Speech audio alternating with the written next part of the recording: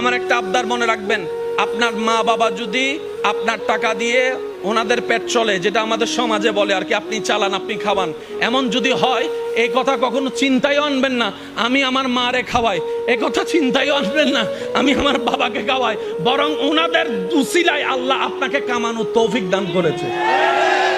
মনে রাখবেন, মা বাবার জন্য প্রতি মাসে আপনার সামর্থ্য অনুযায়ী কিছু খরচ রেখে দিবেন।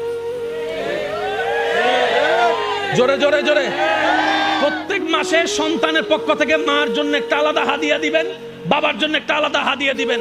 ওনাদের যেন চাইতে না হয়, বুক ফুলায় কাজ করেন।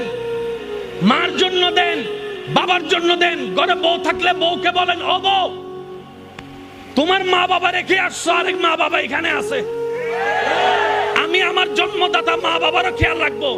ওই মা বাবার কারণে যে তোমাকে পেয়েছি, ওই মা বাবারও খেয়াল রাখার চেষ্টা করব।